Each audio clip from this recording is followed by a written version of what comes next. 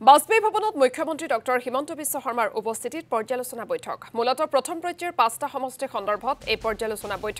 বৈঠকত উপস্থিত আটাইকেইটা বিধানসভা সমষ্টিৰ বিধায়কসকল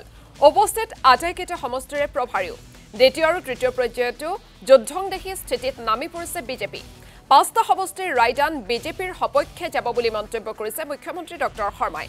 এফালে প্ৰথম পৰ্যায়ত যেকেইটা সমষ্টিত নিৰ্বাচন হৈ গল সেই সমষ্টিসমূহৰ বিধায়কসকলক দ্বিতীয় আৰু তৃতীয় পৰ্যায়ৰ নিৰ্বাচনৰ প্ৰচাৰত নমাৰ আহ্বান জনাইছে মুখ্যমন্ত্ৰীগৰাকীয়ে নগদ সংখ্যালঘুৰ ভোট বিজেপিয়ে লাভ কৰিব বুলিও মন্তব্য কৰে মুখ্যমন্ত্ৰী ডক্টৰ হিমন্ত বিশ্ব শৰ্মাই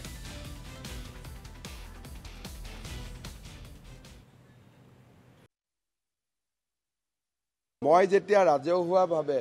5/5 দি দিলো চিফ মিনিষ্টাৰ এজনে যেটো 5টাৰ ভিতৰত 5টাই জিকিম বুলি দি দিলো এতিয়া মইতো আৰু কথাটো বদলাব নোৱাৰো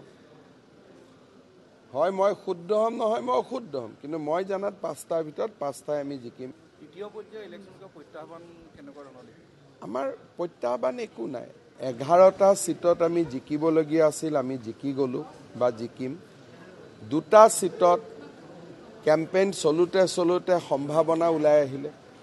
এতিয়া আমি প্ৰচেষ্টা কৰিছো যে নগাঁও আৰু কৰিমগঞ্জতো আমি জিকো আজিৰ গধূলিলৈকে পৰিৱেশটো জিকাৰ পৰিৱেশ ইলেকশ্যনৰ ভোট দিয়াৰ পিছত গম পাম যে আমি জিকিলো নে হাৰিলো কিন্তু আমাৰ যেটো 11টা টাৰ্গেট তাত কতো লৰফৰ নহয়